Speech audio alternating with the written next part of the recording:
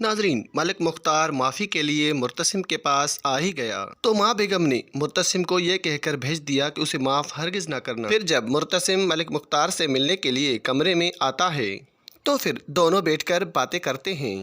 تبھی ملک مختار نے مرتسم سے معافی مانگی اور مرتسم سے کہا کہ وہ اپنا بیان واپس لے لے اور ملک زبیر کو معافی نامہ لکھ کر دے دے تو میں وعدہ کرتا ہوں کہ میں یہ دشمنی ہمیشہ کے لیے ختم کر دوں گا۔ یہ سن کر پہلے تو مرتسم کی آنکھیں پھٹی کی پھٹی رہ گئی کہ ملک ایسا سوچ بھی کیسے سکتا ہے، لیکن اسے میرب کی بات اچھے سے یاد تھی کہ معاف کرنے والا سب سے بہتر ہوتا ہے، تو مرتسم ملک مختار کی بات پر حامی بھرتا ہے اور اسے مثبت جواب دیتا ہے اور اسے کہتا ہے کہ میں اپنا بیان واپس لے لوں گا اور میں معاف کرنے کے لیے تیار ہوں۔ یہ سن کر ملک مختار بھی حیران رہ گیا کہ آج مرتسم نے کیسا فیصلہ کیا ہے، لیکن ملک زبیر تو بالکل اس کے الٹ ہے۔ وہ مرتسم کے خاندان سے کبھی بھی دشمنی ختم کرنے کے حق میں نہیں ہے۔ ملک زبیر اس سانپ کی طرح ہے جس کی فطرت میں صرف ڈسنا ہی لکھا ہے۔ جب مرتسم ملاقات سے واپس آیا تو سارے ہی اس کے انتظار میں کھڑے تھے، یہ حیا باجی، مرتسم کی والدہ اور میرب بھی۔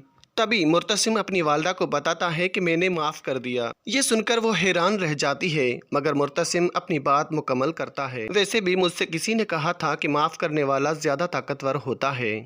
یہ سن کر میرب خوش ہو جاتی ہے، مگر پیچھے کھڑی ہوئی حیا میرب کو گھورتی ہے کہ مرتسم خان کیسے اپنے فیصلے بدلنے لگا، اور وہ بھی اس میرب کی خاطر۔ اب جیسے ہی مرتسم اپنی بات ختم کر کے میرب کی طرف جاتا ہے تو ان دونوں کے درمیان جیسے کہ ہوا کھلنے لگی، ساز بجنے لگے اور مرتسم مسکراہٹ سے میرب کی طرف دیکھنے لگتا ہے اور میرب بھی بھری مسکراہٹ کے ساتھ شرماتے ہوئے اسے دیکھتی ہے، اور اسی طرح سے اب ان دونوں کی کیمسٹری میچ ہونے لگتی ہے۔